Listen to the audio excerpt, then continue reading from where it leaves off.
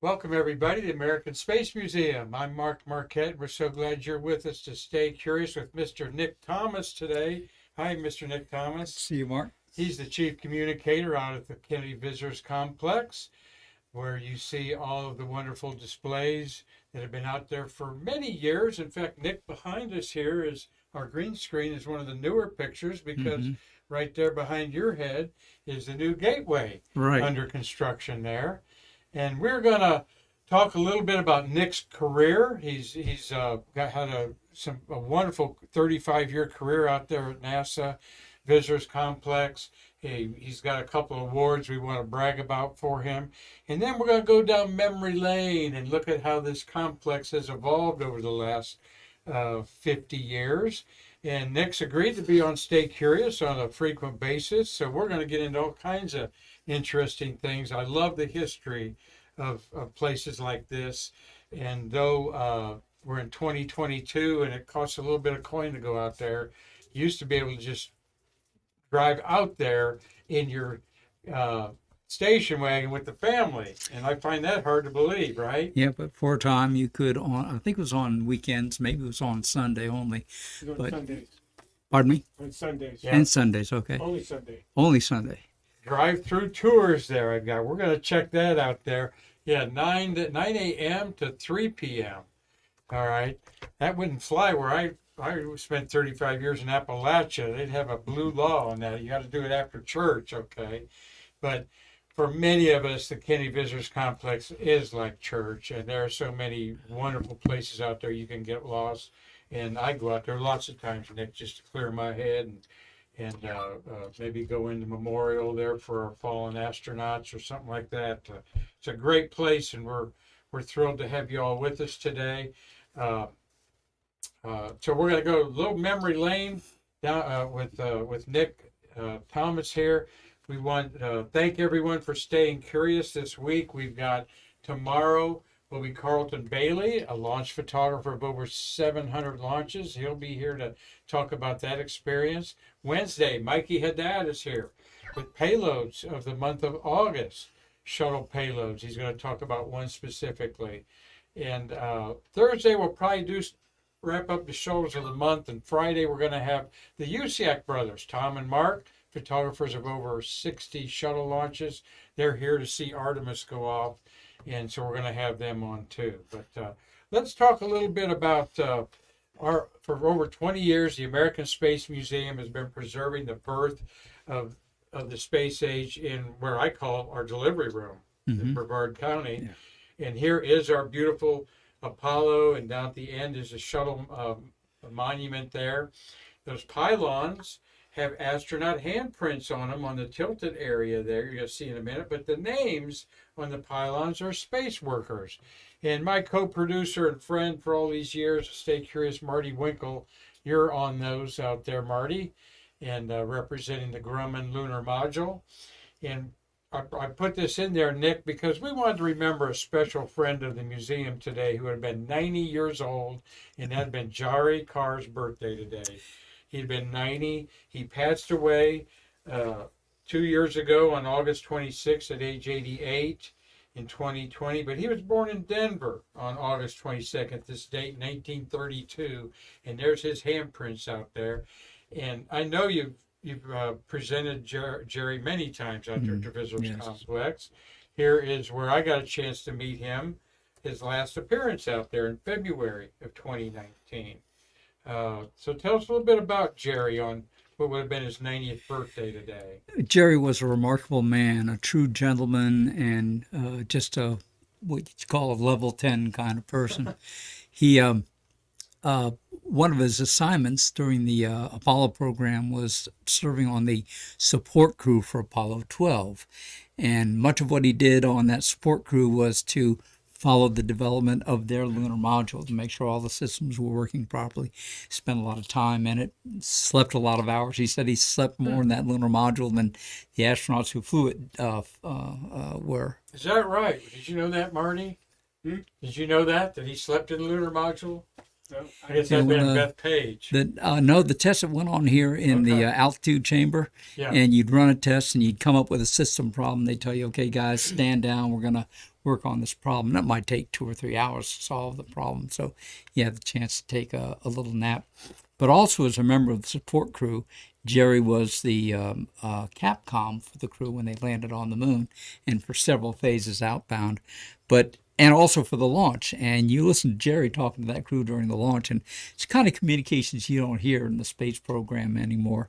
I think just after they got settled in Earth orbit and got everything settled down, Jerry called the spacecraft and called Pete Conrad in particular, said, "Hey, Sparky, how's it going up there?" So it was pretty fast and loose in those So days. that was the crew to be fast and loose with, Apollo 12 for sure. And as Navy guys, and they all were flown together and stuff. And as I say, he was Capcom during the landing, and you just hear that back and forth between ground and crew, and it was just the penultimate in professionalism. Yeah, well, we miss him. We have his fit check helmet here Oh, okay. of Skylab paraphernalia and his Skylab tan clothes that he wore. Mm-hmm. And he was a rookie commander. All right, you don't sneeze at that. Of course, so was Neil Armstrong. Mm-hmm. And Jim McDivitt, I think, is the other. Jim rookie McDivitt was a commander. rookie commander for Gemini 4. And he was the last of the Skylab crew, spent 84 days. Yeah. So instead of being Apollo 18, 19, or 20 moonwalker, he did spend, a long time in space. And he helped us a lot to raise money and do other things out there at Spaceview Park. So I just wanted to pass that on. We talk about astronaut birthdays on this show. We never miss an opportunity to talk about them. So many. There's 11 birthdays this week alone. We had 6. We had about 10 last week. Tomorrow's David Wolf and Tony Antonelli. You've got on Wednesday is Rich Richards, Anna Fisher, Steve Lindsay, Mary Ellen Weber, all share the same date. Greg Jarvis of the Challenger mission would have been almost 80 years old, I think. Lee Archibald and Drew Feustel. Is that how you say his name, Feustel? Drew Feustel, yeah. Feustel is Thursday. And 3 more astronauts on Friday. Joe Engle, 90. Joe Engle is the only man to fly 2 space planes, the X-15 and the shuttle. John Blaha, one of my favorite guys I got to meet, was 80. I never miss him when he's out there with you, Nick. Yeah. Love John Blaha. And Kay Heyer is going to be 60 something years old on Friday. So what is it with the astrology sign of Leo? Boy, there are a lot of bold, brave people out there flying and so forth. So we love celebrating them, Nick, and let them know we do, okay? And that's why I go out there and try to get a little personality of them. And you had Bill MacArthur out there. His birthday, I looked up, was July 26th. And Bill MacArthur, what an engaging astronaut that gentleman is. And he really, they all tell stories you never hear from anybody else. Absolutely. But I always like his shrimp cocktail story, one of the favorite foods of astronauts. Yeah, I think I've only met one astronaut who didn't care for the shrimp cocktail, and that was Jerry Ross. No way! Yeah, Really? Yeah. Oh my gosh. Too many mashed potatoes and steak there in Purdue, probably. Well, everybody said the great thing about the shrimp cocktail was that cocktail sauce really opened up your sinuses because you felt kind of clogged when you were up there because of the shift in fluids. Right, yeah. And one of the astronauts said you had to make sure when you made the shrimp cocktail, you had to knead it all and mix it all up properly, because if you got a small chunk of dry hot sauce in your mouth, it would really set your tonsils on fire. Like wasabi, a good spoonful of wasabi. MacArthur said that he would make his shrimp cocktail in the morning because he liked it on ice when he was on Earth. He would then stuff it in one of the vents and cool it down. Right, that was a common trick. You hang it up in front of one of the air conditioning vents. So you're going to learn stuff like that out there at the Kennedy Visitors Complex. So make sure when you're out there, you do see the astronaut encounter. That is what Nick has been doing. We'll talk about that in a minute. But Nick, everybody's abuzz with this. You were out there last Wednesday. You took this beautiful photograph of the SLS rolling out to the pad. What was that like for the third time in 6 months? Breathtaking. It never gets old. Of course, I was out there for many rollouts of the space shuttle, which was a beautiful and impressive vehicle. But when you see this 333-foot tall behemoth coming out of the vehicle assembly building and realize that this is the instrument that's going to carry us back to the moon, it does put a lump in your throat. It really does. It is a magnificent vehicle. It has a presence all of its own. And just like with the shuttle rollouts, as it rolled out into the distance, I'd watch it and then turn to walk to my car, and then I'd stop and I'd turn around and I'd look at it, do this about 3 or 4 times, and I'd finally say, one of us has got to let go. Yeah, well, there you go. And I am posting Artemis from the street. I posted a picture on Facebook just to give people an idea. Everywhere you look on Route 1, okay, and going over the causeways, you can pick it out. Of course, the VAB is like a devil's tower around here. You see it from all over. And some people were asking, how well can you see it from Spaceview Park? I said, don't worry, it's right there. It's going to be breathtaking. We're 10 miles away from it, where we sit. And we're talking with Nick Thomas, lead communicator out there at the Visitors Complex. I know many of you have seen Nick present the astronauts out there. And Nick, you were recently, a couple years ago, we're going to talk about, there's another beautiful shot you took during the daytime out there. The sunrise shot, yeah. Let me ask you this. Of course, they pull it out there Wednesday, and we have been hammered by storms, really some bad ones here. No worries about that being out there? Not at all. In fact, if I'd pulled back on that shot or brought in a shot that was pulled a little further back, you would see an arrangement of towers around the launch pad, what we call the Faraday cage, and that is designed for lightning protection, to keep that vehicle from being hit by lightning. As far as its exposure to the elements, there are no concerns there. And as best as I know, all the work out there, all the prep work out there is on track and getting ready for a launch on the 29th. 8:30 in the morning. Yeah. That's a week from today.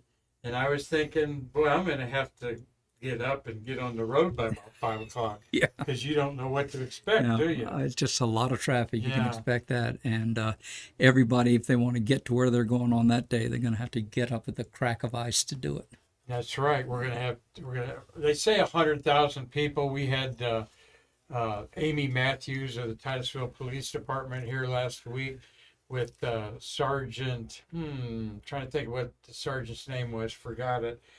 But they said 150,000. I think that's a conservative estimate. Probably so. I would like to see a comparison between the launch of Artemis 1 and the launch of STS-135, our last space shuttle launch, because that one was very, very crowded. They are closing the bridge, the Max Brewer Bridge. Many of you know what that is over here at Spaceview Park.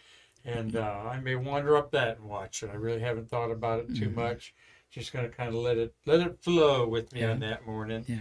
But we're going to be open Sunday, so if you're coming here to the coast, you can come to the American Space Museum on Sunday. Marty and I volunteered with another handful of volunteers to keep the doors open so you can enjoy space history on Sunday here if you're coming down for the launch. Well, speaking of the space history that this gentleman has seen, you were awarded a couple years ago by the National Space Club of Florida, the prestigious Harry Colcom News and Communications Award. And part of that, this is a big deal for you people that are, aren't in the journalism world, kind of like an Oscar or Emmy or something like that, right? And Nick was awarded this for his excellence in telling the space story along the Space Coast and throughout the world. And tell us, this picture sort of tells it all, where you were called into a meeting at Delaware North, your employer. Yeah. Tell us about what's going on here. I was called into a meeting ostensibly to discuss the upcoming events of the week and how that would impact the Astronaut Encounter Office. And so we sat down, pleasantries and so forth. And then Darlene Koenig, the lady you see in the background there in the red, she said we had to interrupt the meeting briefly for a conference call from Theron Protze, who's our chief operating officer. And Theron came online and he announced that I had been nominated for and had won the Harry Colcom Award for News and Communications. And if you look just over my shoulder, you'll see my boss, Janora Dupre, at the instant that announcement was made, and that is her "I got him" face. She's just sprung the trap, and that was a big surprise. But it was very thrilling and very wonderful experience to be there and to. Who was Mr. Harry Colcom? He was one of the journalists out here during the early days of the Mercury, Gemini, and Apollo program.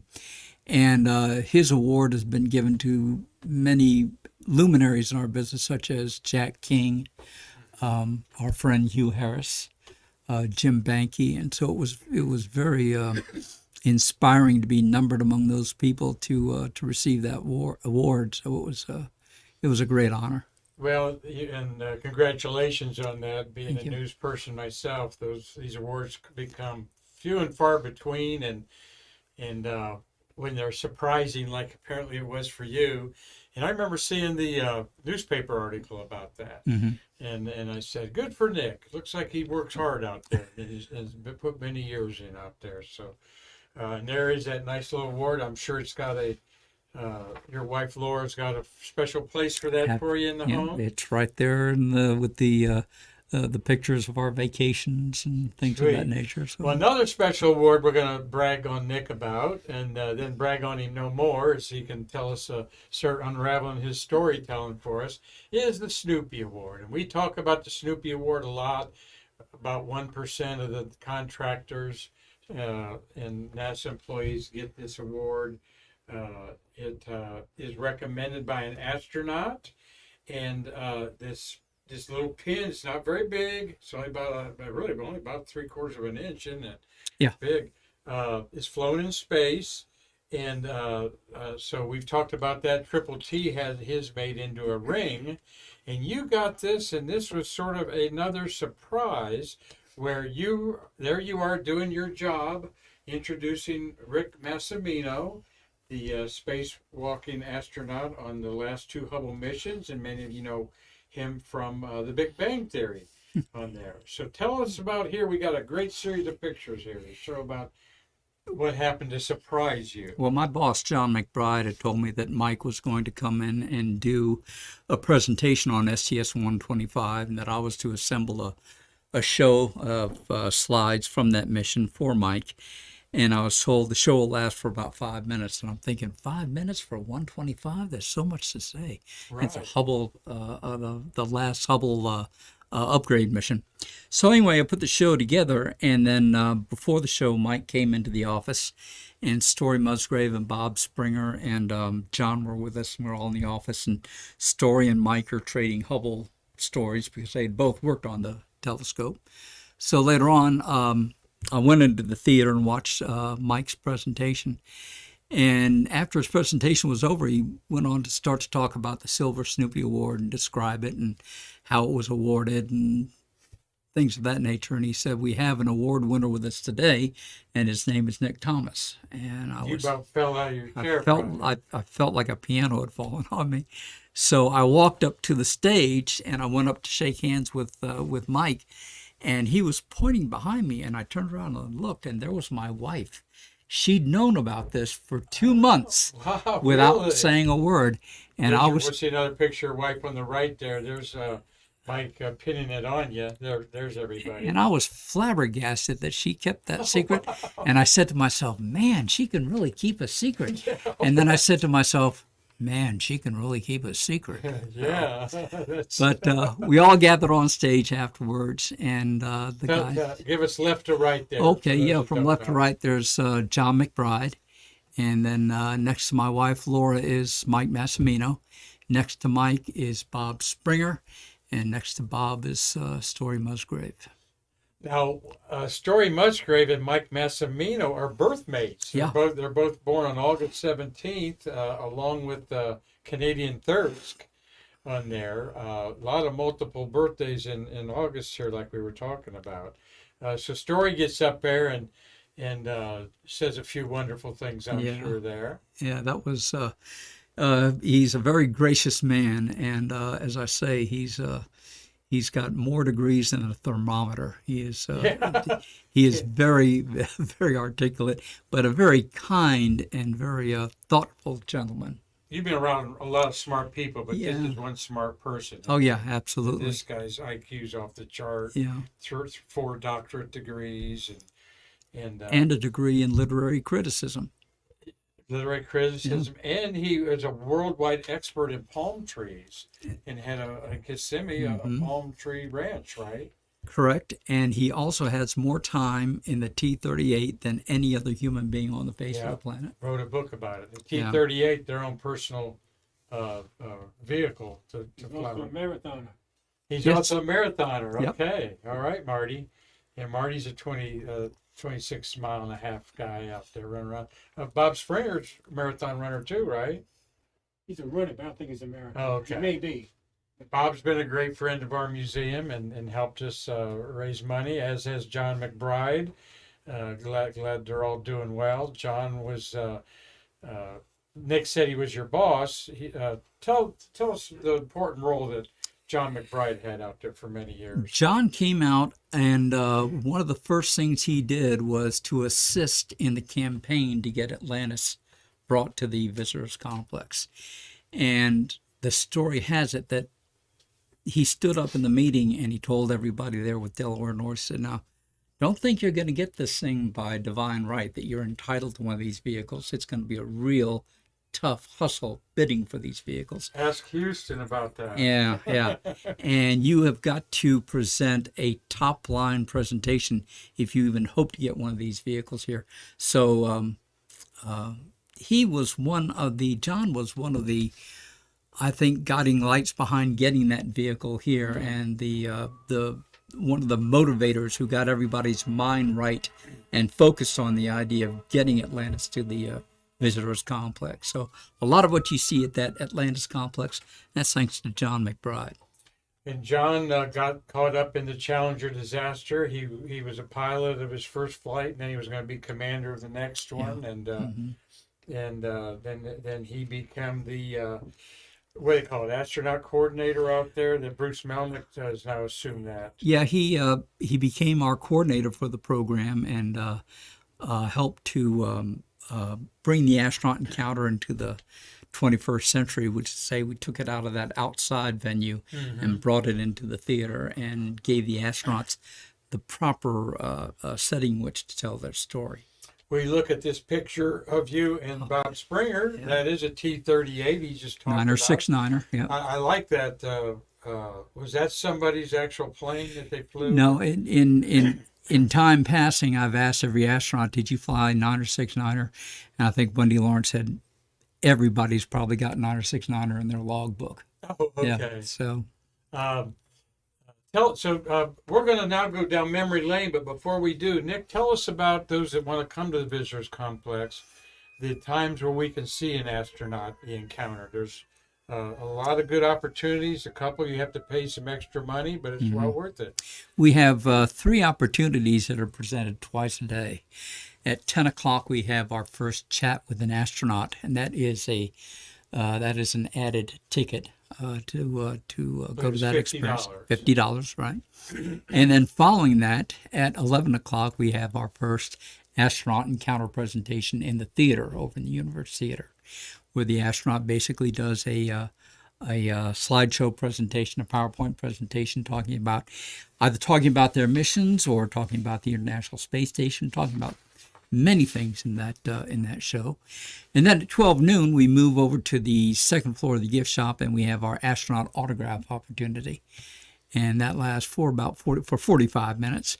And then we repeat the cycle starting at 2 o'clock with the next chat with, and then 3:15, the theater show, 4:15, autograph opportunity. So those you want to get autographs from astronauts or chat with them a little bit, it is an awesome opportunity.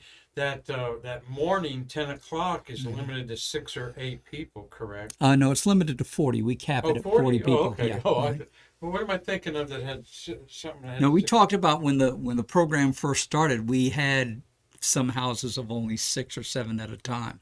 And when that happened, the astronaut just sat at the table with them and spoke to them. Yeah. It was pretty neat. Well, and they love it. Then we love it at the American Space Museum, as there's over 300 shuttle astronauts in our communities, all doing great things, reaching out to inspire the next generation, as well as relive some of their history. And do you find that they generally enjoy this little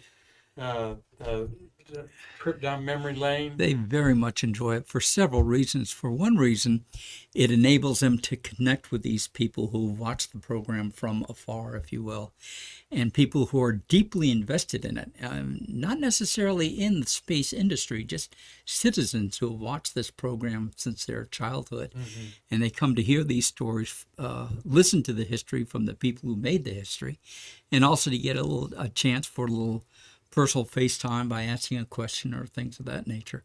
So it's very important to the astronauts because this is their one way of giving back to the American people and to the international community, since we have a large international contingent as well. Yeah. It also allows them to reconnect with the program. It's hard to describe, but there is a certain vibe working in and for the space program that you don't find anywhere else. And astronauts coming back to do the astronaut encounter presentations, they get a little feel of that. It's like coming back home. It's like re-experiencing the times when they were flying for the program, and it's a lot of fun for them. And we get to sit and exchange stories from time to time about the things that have happened in the program and their flights and other flights. So it's a wonderful opportunity for them to reconnect with the program. Who do you have coming up in the next few weeks out there? Well, coming up tomorrow will be with Jack Lausma, that we mentioned earlier, who was the pilot on board the second manned Skylab flight and then the commander of the third space shuttle mission. And Jack will be telling some stories, both of the shuttle and the Apollo program. And I'm sure during chat with he'll be asked a lot of questions comparing Apollo with shuttle. What's the difference between them launching? What's the difference between them landing? What's the difference like up on orbit inside the vehicle? So he gets a chance to address a lot of those questions comparing the Apollo and the space shuttle program, since he's one of the few who's done both.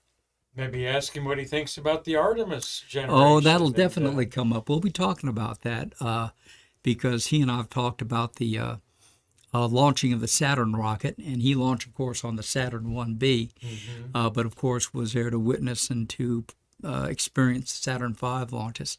So it'll be a lot of fun sitting and talking about what we anticipate seeing on the on launch day for Artemis 1.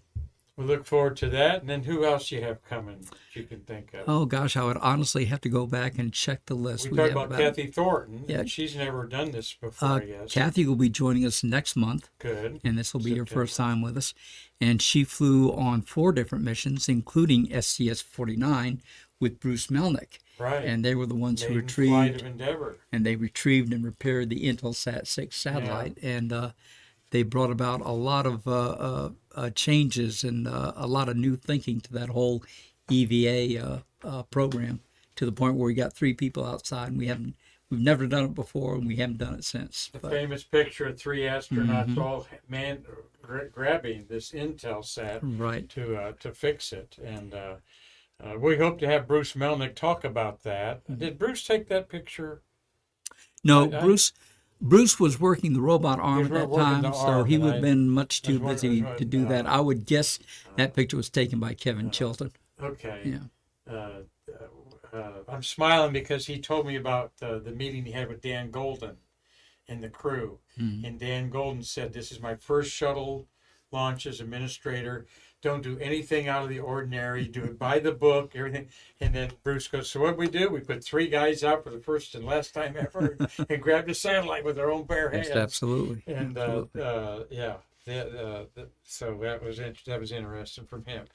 Well, we go on and on with stories about astronauts, and we'll have Nick back frequently to talk about that. But I thought, Nick, we'd take a look this week at the Kennedy Visitors Complex and how it's changed over the years. Baby boomers like myself probably start my first time out there was probably 78, 79 out there. But there's the little map that you get when you go out there today. Right.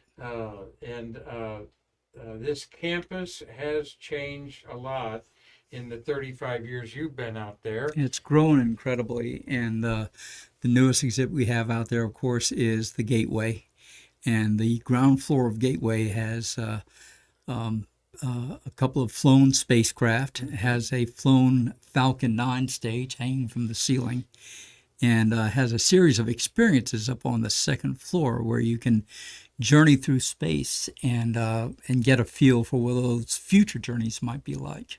I haven't done that yet. I'm going out there on a weekday when the lines aren't so long. It's a very popular attraction. I got to tell you, the lines are always long, so deal with it. Deal with it. Just make sure my phone's charged Yeah. if you can get reception to watch sports or something.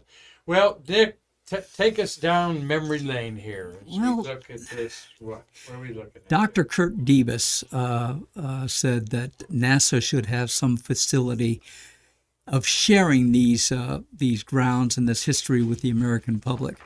And so he declared that a visitor complex should be constructed. So shortly after that declaration, this trailer sprung up.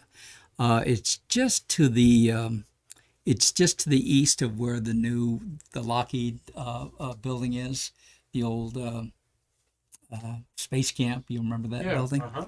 So this is where that trailer was located. And inside that trailer, there was a souvenir stand. There was a cashier for bus tour tickets. There was a Coke machine. There was a candy machine. There were 10 secondhand buses, and that was the whole shot.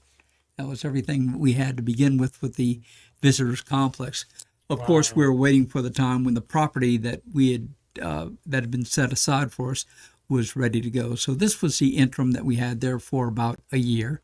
And I can remember coming here as a young student with Our Lady of Lourdes and taking bus tours from here. We did a field trip here to the Space Center about every other year when I was in elementary school. And tell us where you grew up. This Daytona Beach, Florida. Yep, he's a local guy here, Daytona So Beach. this was our heritage. This was our piece of history, and we were very, very proud Wow, of to it. go in there as a kid. You Yeah. think you have any of those souvenirs left in there? Oh gosh, I remember I got one of the. Maybe a pennant. I have on the wall over there. That I- looks a little bit newer than I Apollo. I had one of the original Snoopy dolls, which has since really? gone away, and Ooh. regretfully, I didn't save a lot of those things. Yeah. Well, we're going to progress down here.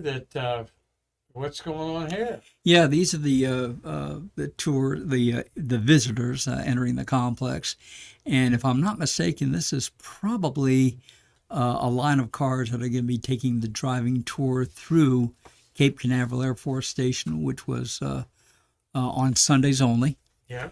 And you could literally drive your car through the Air Force Station, stop off at the Air Force Space Museum, and then drive around and see the lighthouse. You could drive down ICBM Road and then drive back to the Merritt Island and then the Titusville area. And of course, there were signs all along the way directing you which way to drive. I've got that very booklet here. 60-year-old some booklet here in great shape. They had tour points there with pictures, Yeah. point 4, point 3, and so forth and so on. Now, one of the stops was the Air Force Space Museum, where we had a series of rockets and gantries still standing. And one of the last exhibits there, as you drove around that racetrack, was a model of a V1, a German V1. Ah. Well, as I was told by the tour escorts when I got there, shortly before my arrival, they had a group of tourists who had come from Britain and from Germany, and they were all together, and they were going to take the Blue Tour on the Cape side. And these people were just having a great time. They were laughing, they were joking, they were talking, they were having a wonderful time. And the bus takes off, and they see all the rockets and all the exhibits and so forth, and they come around, and at the end, they see the V1 rocket. And the bus driver, the tour escort, goes on to describe the V1 and how it was used by Germany against Britain during the Second World War. And the driver told me all of a sudden that bus got totally quiet. And for the rest of the tour, nobody was talking to nobody. Ooh. So one of the lessons we learned back in those days was never discuss the late unpleasantness. Right. Yes. It's oh, those are some wounds that hadn't healed yet there. Of course, Mr. Kurt Debus, 12 years was the director of the Kennedy Space Center. I wanted to just, while we look at some of these other pictures of how it's evolved, he had this to say: welcoming people, you are on the threshold of outer space where our nation conducts a long-range program to explore the environment beyond the Earth's atmosphere, reaching out to the moon, the sun, and the planets. And I trust that you'll share our pride in these facilities and in the superb launch organization, which is a key element in the total effort to achieve preeminence in outer space. And great words there. This is 1967 when we were going to the moon in a moon race with Russia. Marty, you took your kids on a station wagon on that tour, you told me. You know, I took him on a little Toyota Corolla. Toyota Corolla Marty had, yeah. I always think not everyone had a station wagon or minivan in there. So, and there's also an Air Force museum out there, Air Force Aerospace Power for Peace. And so just a lot of great history out there. But so it was growing. Mm-hmm. And here is the... That's the property as we first inhabited it.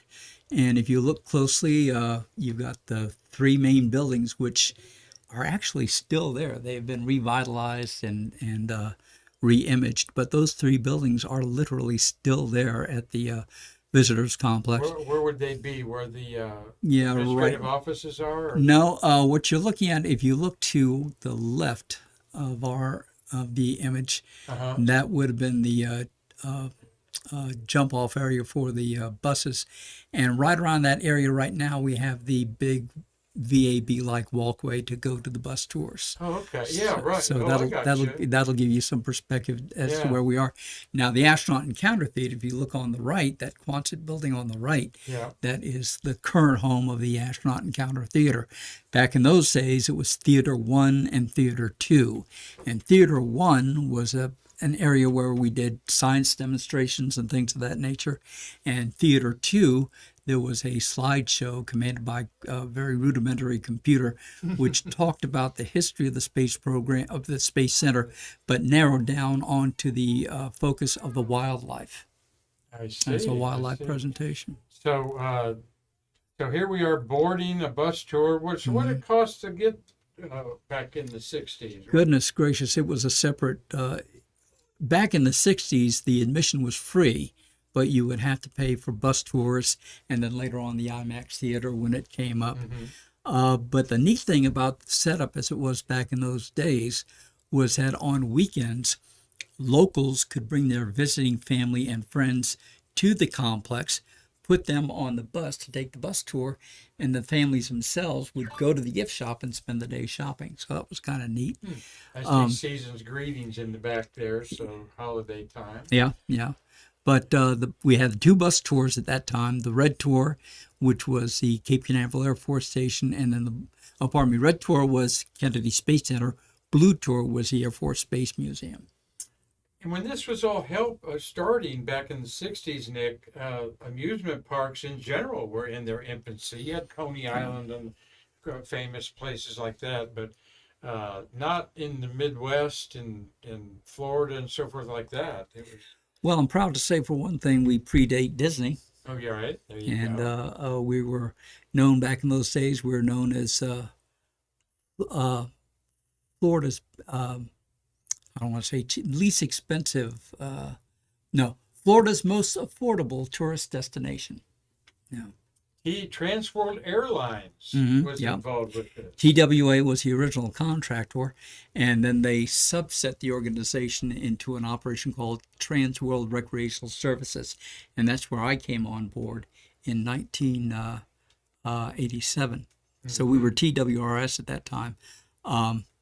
You can see, of course, the bus in the background, and goodness gracious, you'll not see a uniform like that anywhere anytime soon. No, you won't. But it just gives you an idea. The bus drivers, the tour escorts wore peaked caps, and a very classy operation. Our boss at the time, Harry Chambers, was originally the chief of the TWA hub in Rome.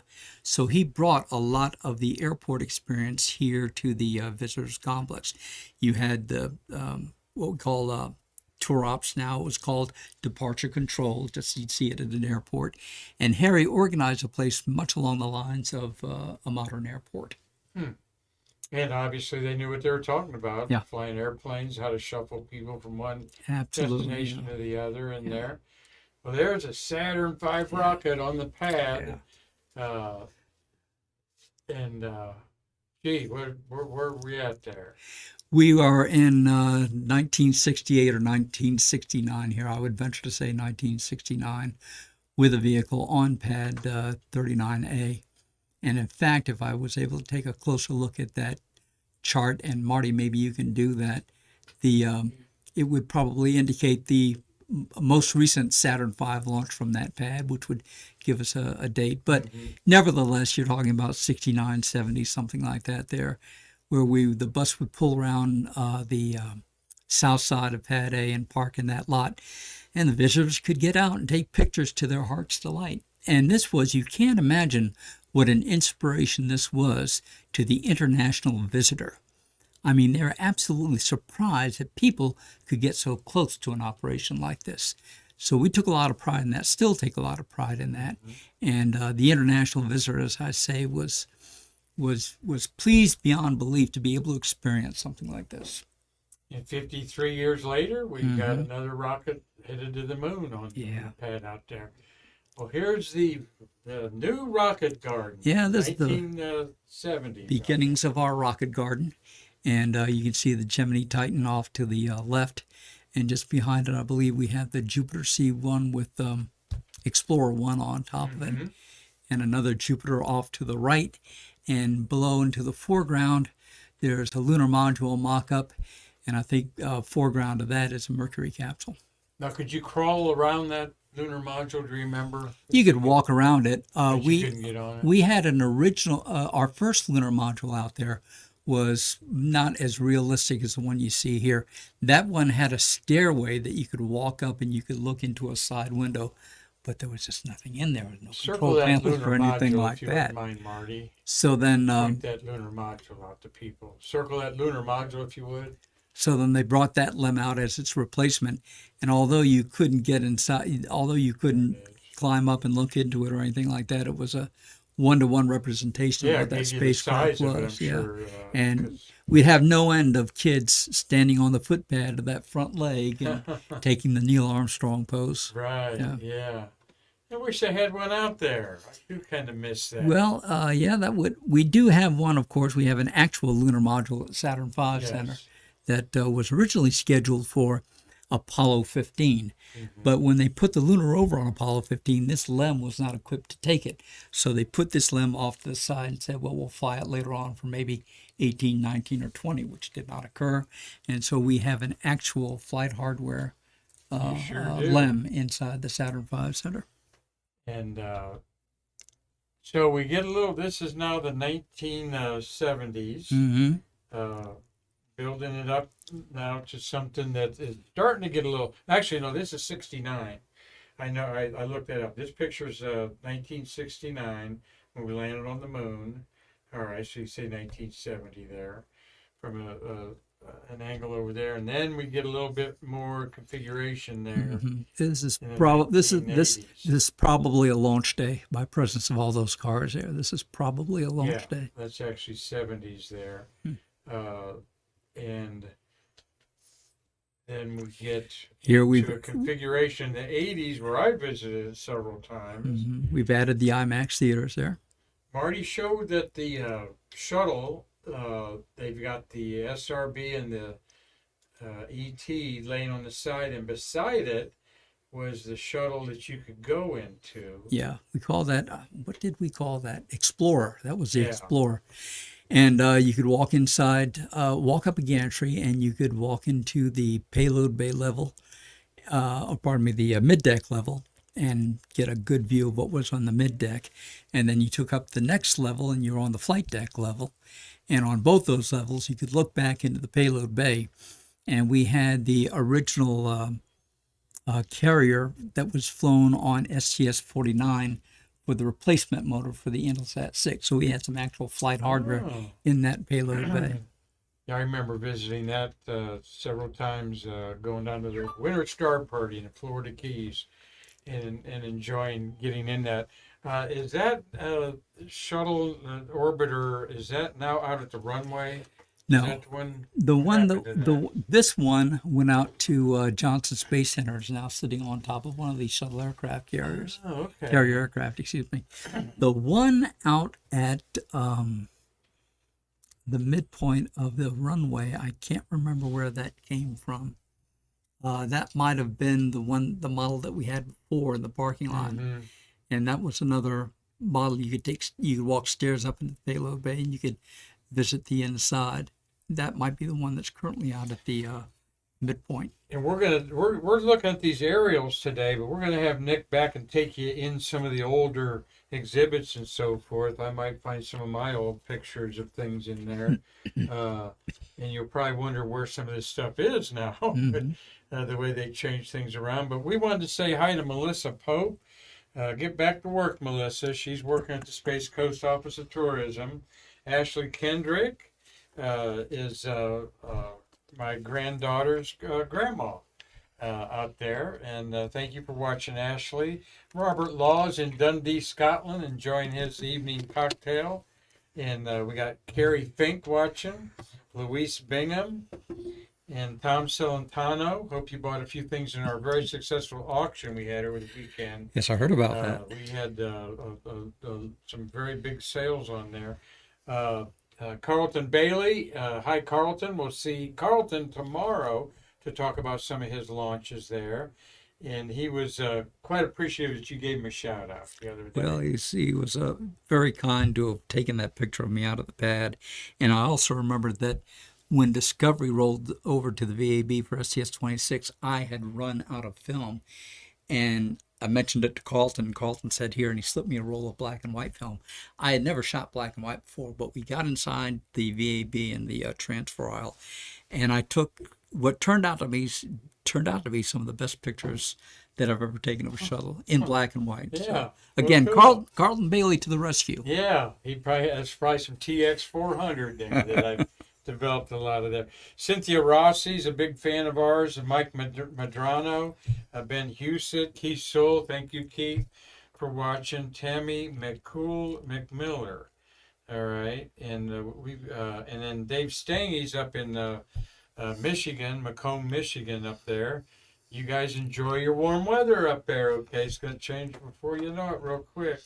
And Dave's a great supporter of our museum. And Neil, 10:30. All right, glad you're watching, Neil, on there. And we've got all kinds of people around the country, Nick, that enjoy Stay Curious because we have people like you on the program. Question, Marty. Here, William Whiting wants to know, Nick, what's your favorite story told by an astronaut at the astronaut encounter? Oh boy. Probably the story that Rick Searfoss told about himself after he'd come back from his first space flight. He said he'd felt a little bit guilty about all that time he spent training and away from the family, not helping out and so forth. So Rick said, okay, I'm back, so I'm going to do something nice. I'm going to help Julie make dinner. So they're in the kitchen and they're setting everything up, and Julie's cooking, and Rick is setting up plates, I think. He had plates in his hand. And Julie said to him, Rick, get the salt and pepper. So Rick, still thinking he was in space, let go of the plates, thinking they were going to float there. 4 plates, bam, crashing down on the floor. And Julie turned around and looked, and Rick looked down at the plates, and he said to himself, and he said out loud, he said, oh yeah, gravity. And, Wow. That's a pretty good one. I wonder how often that has happened that they won't admit it. well, a lot of them will admit it, talking about trying to get out of the bed in the middle of the night and thinking they could push themselves off the bed and float across the room, and that didn't work out too well. Yeah, and I've always wondered about them dreaming about being in space and so forth. All right, we're at that's looking the other direction from looking south. Mm-hmm. And of course, when you're looking south, the entrance has been completely shifted around to the back there, and all that that shrub, Florida shrub you see there, most of that's now Blue Origin. Yep. Yep. It's I would again love to see that aerial shot now. how quickly this area has grown. And on this side, in the foreground, we've now got a solar panel farm. That's right. Yep. Yep.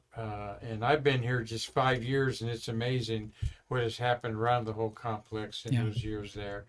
And there is the actual construction going on of Atlantis buildings, not finished, up there at the top corner. Marty, why don't you? They've got the SRBs stacked there, but not the ET. Mm-hmm. And I always give Delaware North credit that when I go out to the Space Center, there's always some pressure washing going on, painting. They're spending money to improve the facility all the time, and I think consumers like that. You like going to your favorite restaurant and seeing that they're putting a coat of paint on it somewhere, or bought some new something, because yeah. The great thing about Delaware North is they understand the importance of the fact that we are a repository for history, and they take good care of the history out there. You see all the different new exhibits coming up and new things coming online and new things being done, but that's never been at the sacrifice of the historical hardware that we have there. They understand the importance of it, and they take good care of it. Well, a great example is the Gateway. Marty, I was trying to forward that. There we go.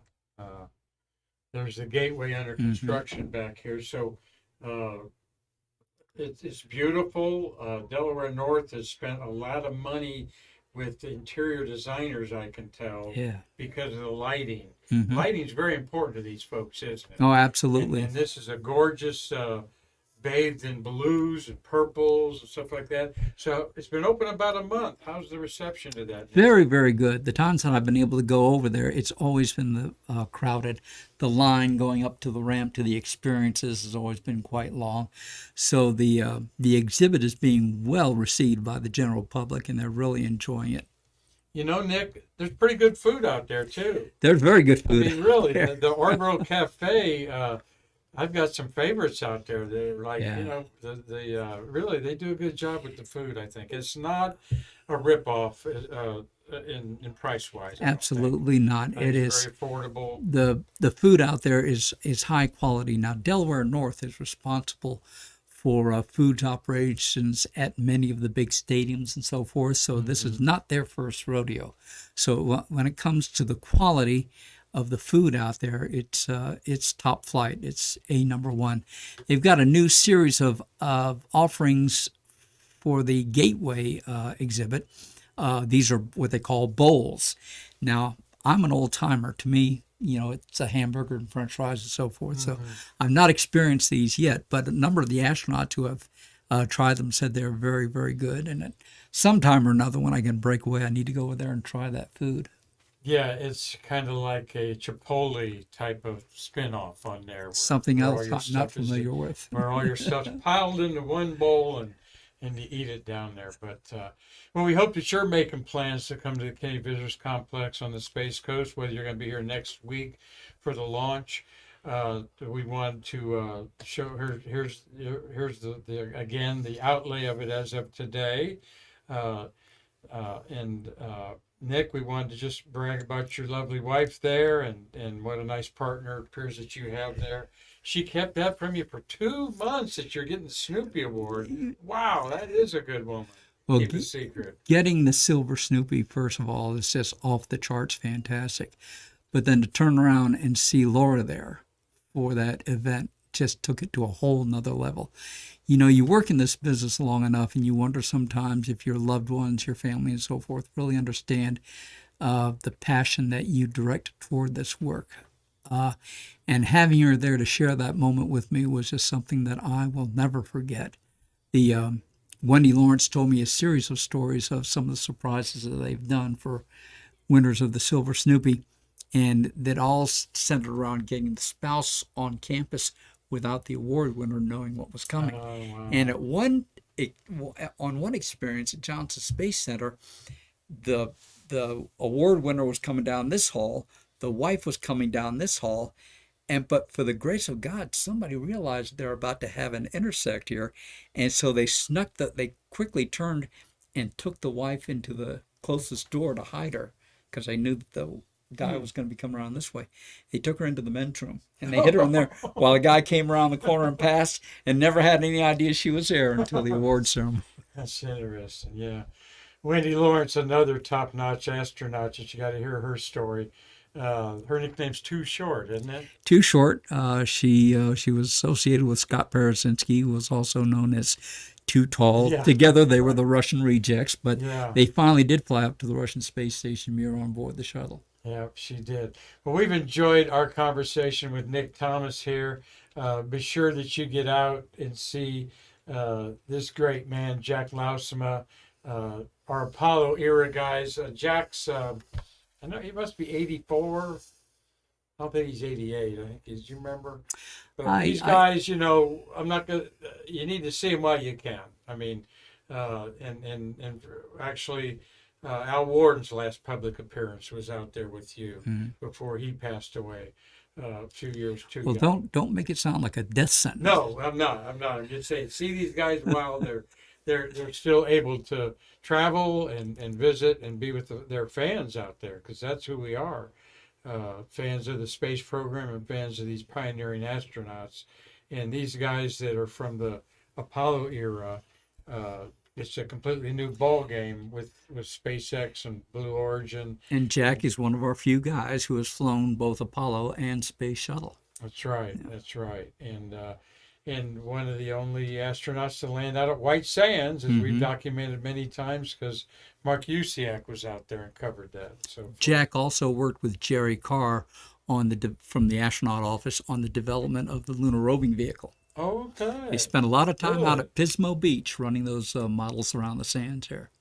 Well, we'll have to ask him about that when we see him out there this week. So, Nick Thomas, thank you for all these insightful stories, as only like you can tell them. Thank you. It's a big pleasure to have you here, and Nick's agreed to come back and be in our cycle of space workers that I call national treasures, that help us understand the contributions of NASA and all their programs to humanity, as well as just the good fuzzy feeling that we all get from being around these what many of us consider our space heroes. Yes, absolutely. In there. So, Marty, thank you for a great Streamlabs production today. We have anything else to button up before we say goodbye? Nope. Well, I know you'll be watching. You'll be watching the rerun on YouTube, because you'll be working tomorrow. But we hope that y'all come back tomorrow for another episode of Stay Curious, where we're going to have a wonderful launch photographer, Mr. Carlton Bailey, with us. Until then, I'm Mark Marquette saying, come visit us to bridge the space between us.